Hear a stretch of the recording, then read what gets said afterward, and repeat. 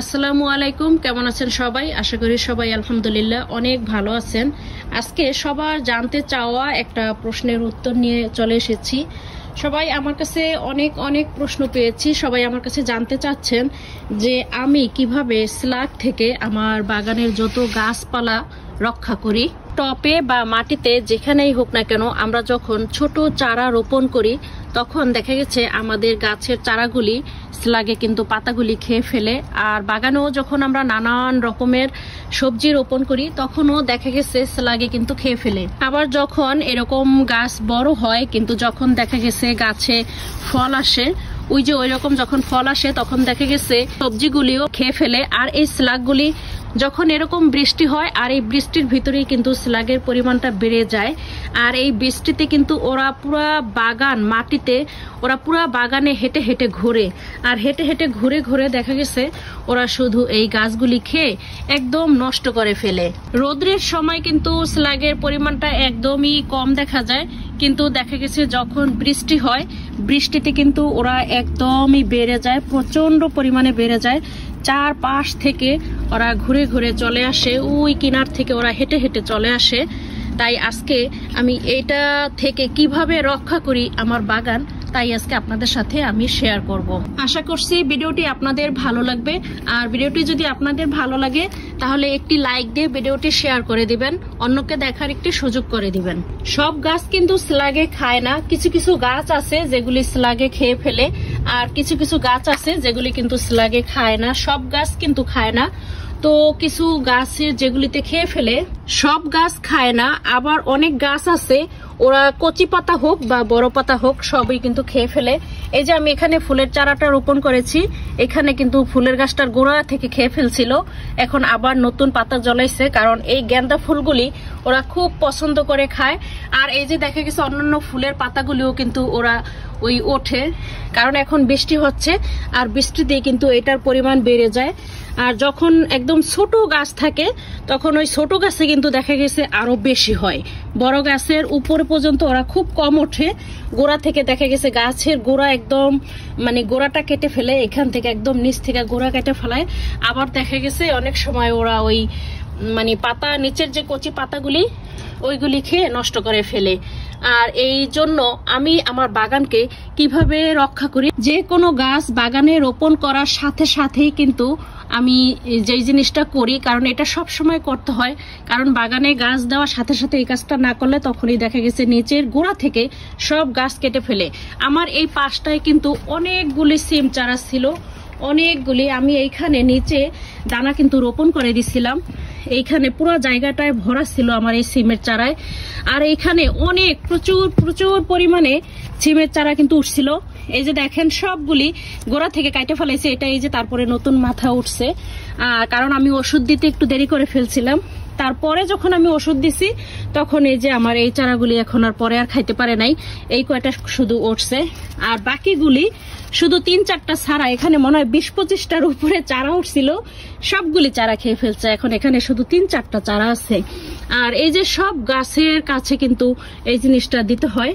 সালাদ পাতা যত বড় হোক না কেন, সালাদ পাতা ওরা কিন্তু এইটাকে খুব পছন্দ করে খায়।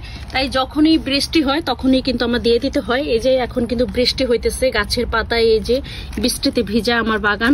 এখন আমি এই ওষুধটা আমার বাগানে, পুরো বাগানে ছড়ায় ছিটায় দিব, তা না হলে কিন্তু আমার সব সবজি ওইগুলি খেয়ে একদম শেষ করে ফেলবে। বিশেষ করে লাউ গাছ, তারপরে টমেটো চারা, এগুলি না ওরা খুব পছন্দ করে খায়। লাউ গাছ আর টমেটো চারা যখন একদমই ছোট থাকে মাটির সাথে, যখন এইরকম ছোট ছোট চারা থাকে, তো এই চারাগুলি না খুব রিস্কে থাকে এই স্লাগের থেকে, কারণ এই স্লাগগুলি গাছের গোড়া থেকে খেয়ে ফেলে। কিন্তু যখন দেখা গেছে এইভাবে বড় হয়ে যায় তখন কিন্তু উপরে আর উঠতে পারে না, আর উপরে উঠে তো আর খেতে পারে না। তবে এই গোড়া থেকে কিন্তু সম্ভাবনা থাকে, কারণ লাউয়ের গাছ কিন্তু একদম নরম। তবে বেশি বড় যখন হয়ে যাবে তখন আর খাবে না। গাছগুলি যখন ছোট থাকে তখনই কিন্তু খাওয়ার সম্ভাবনা বেশি থাকে। তাই লাউ গাছের সাথে যখনই বৃষ্টি হয় তখনই কিন্তু অবশ্যই অবশ্যই দিতে হবে। শুধু লাউ গাছে না, এই যে টমেটো গাছগুলি এখন বড় হয়ে গেছে, এখন আর কোনো ভয় নাই, এখন আর খাবে না। তবে এই যে এখানে যেহেতু এই যে সবজি ধরে গেছে। আর এখনই কিন্তু বৃষ্টি হয়েছে না, এখন স্লাগে চতুর্পাশ থেকে ঘুরে ফিরে দেখা গেছে আমার এই মানে সবজিটা নষ্ট করে দিবে।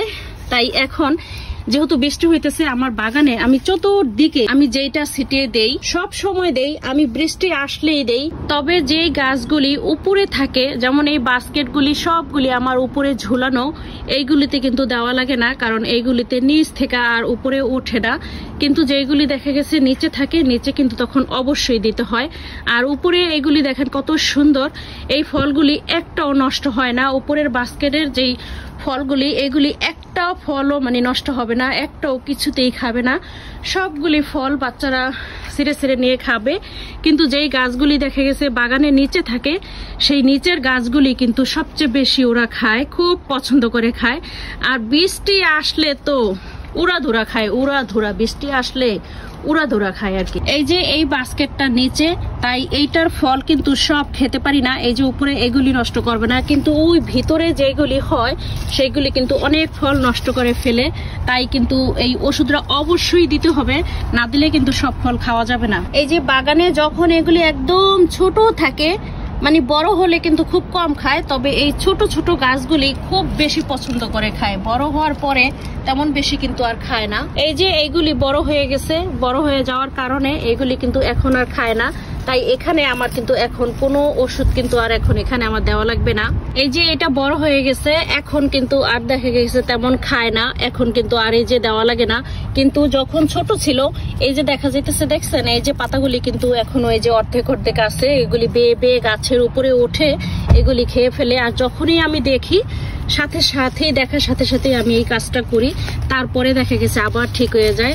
দেখার পরে আর দেখা গেছে খায় না। এই যে এই গাছটা দেখেন, মাশাআল্লাহ কত সুন্দর, ছড়ায় ছড়ায় উপর থেকে নিচ থেকে উপর পর্যন্ত অনেক রাইস ভর্তি হয়ে গেছে। এই যে এই মূলা শাকগুলি এখন কিন্তু ছোট ছোট, আমি যদি ওষুধ না দেই, বৃষ্টি হয়েছে না, বৃষ্টির পরে মানে আমি কালকে এসে দেখবো বাগানের সবগুলি পাতা একদম খাজা বাজা হয়ে রয়েছে, মানে ওরা খায় একদম সর্বনাশ করে রাখছে।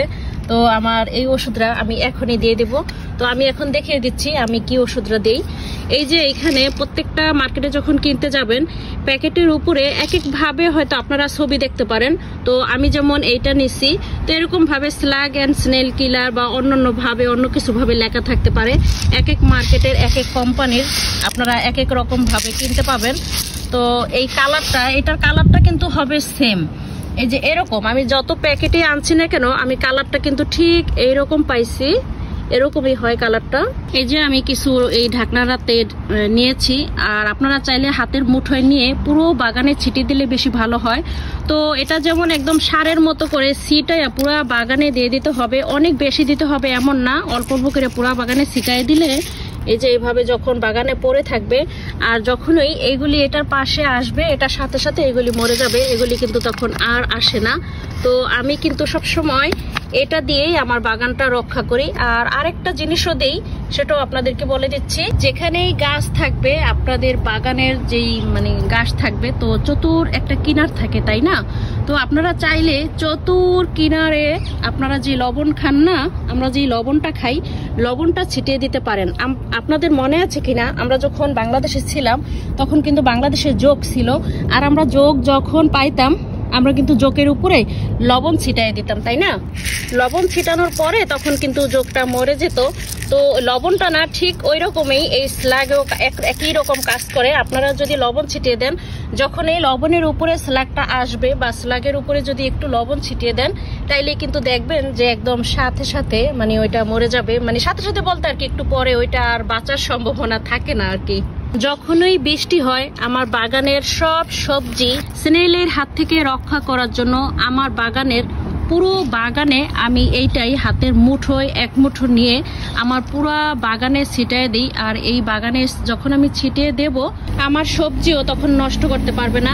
আমি এখন মোজা হাতে পরি নাই, আমি মোজা পরতে ভুলে গেছি আসার সময়, এখন ভিডিও করতেছি তাই আমি হাতে নিয়ে আপনাদেরকে দেখালাম না, আমি মুঠটাতে নিয়ে তারপরে গাছে দিয়ে দিলাম। তবে আপনারা হাতের মুঠোয় নিয়ে একটা হাতে মোজা পরে নেবেন, তারপরে আপনাদের পুরো বাগানে সুন্দর করে ছিটিয়ে দিবেন, একদম সম্পূর্ণ বাগানে সারের মতো আপনারা যেভাবে বীজ রোপণ করেন না আর কি, ঠিক ওই একই ভাবে পুরো বাগানে ছিটিয়ে দিতে হবে, একই রকম ভাবে সব গাছে একই রকম ভাবে দিতে হবে। এই যে এখানে সেচের শাকগুলি দেখতেছেন, এগুলি কিন্তু এই যে সামনে, এখন এগুলি যদি আমি একটু ওষুধ না দিতাম স্লাগে দেখা গেছে খাই আর সম্পূর্ণ পাতাগুলি ওরা একদম খাজা ভাজা করে রাখতো। তো আমি যখন একটু মানে ছিটাই দিই, তবে এটা টপের ভিতরে তো সেই জন্য এখানে খুব কম ওঠে না। তো আমি গত বছর আর কি মাটিতে দিয়েছিলাম, মাটিতে দেখতাম সেচের শাকগুলি খাইয়া একদম মানে অর্ধেক করে মানে চেরাবড়া করে রাখতো। তখন মাটিতে আমি এই স্নেলের ওষুধটা ছিটাই দিতাম আমার এই সেচের শাকগুলি রক্ষা করার জন্য। স্নেল দেখা গেছে টপের ভিতরে কম ওঠে, এগুলি দেখা গেছে ওই মাটিতে সবচেয়ে বেশি ওই মাটিতে ঘোরে, কারণ মাটিটা নিচে থাকে। আর টপের ভিতরে যখন ওরা ওঠে দেখা গেছে একটা ওঠার পরে যদি বাসা বাঁধতে পারে একটা থেকে তখন অনেকগুলি হয়, আর যখন অনেকগুলি হয় তখন তো অবস্থা পুরো খারাপ করে দেয়। তাই আপনারা যে কোনো গাছ লাগানোর সাথে সাথেই বা যেই গাছগুলি দেখবেন স্নেলে খুব পছন্দ করে খায় বা ছোট ছোট চারা যখন এইভাবে জ্বালায় এগুলি একদম পুরোপুরি খাইয়া পুরো বাগান পরিষ্কার করে ফেলায়। আপনারা যখন বৃষ্টি হবে এই সময়টাতে কিন্তু বৃষ্টির পরে অবশ্যই কিছু ছিটাই দিবেন। আর বৃষ্টি ছাড়াও খেয়াল রাখবেন বাগানের দিকে, দেখবেন যে আসলে বাগানের শাক ঠিকঠাক আছে কিনা, না খেয়ে ফেলতেছে সব। যদি দেখেন যে খেয়ে ফেলতেছে তখন আর কি সাথে সাথেই আপনারা এটা ছিটাই দিবেন। এই যে দেখেন নাগামরিচের চারা এই যে ধরছে, নিচের পাতা কিন্তু খেয়ে ফেলছে সবগুলিতেই, এই যে পাতা খেয়ে ফেলছে। তাই আমি এখন কি করব, সবগুলিতে একটু এই আর কি ওষুধটা ছিটাই দিব। আমি আমার বাগানে সব সময় এইটাই দেই। তো নানান রকম অন্যরকম ছবি থাকতে পারে, এরকম লেখা দেখে নেবেন আপনারা, যে কোনো ছবি হোক না কেন আপনারা আমার মতন করে সমস্ত বাগানে সব গাছপালায় এটা ছিটিয়ে দিবেন, তাহলে আপনাদের গাছপালার আর কিছুই হবে না, আর স্নেলে কিন্তু খেতে পারবে না। আশা করছি আজকের ভিডিওটি আপনাদের ভালো লাগছে। ভিডিওটি যদি ভালো লাগে তাহলে প্লিজ একটা লাইক দিয়ে ভিডিওটি শেয়ার করে দিবেন। আর আমার সবজি বাগান দেখে অবশ্যই একবার হলেও একটু মাশাআল্লাহ লিখে যাবেন, মাশাআল্লাহ বলে যাবেন।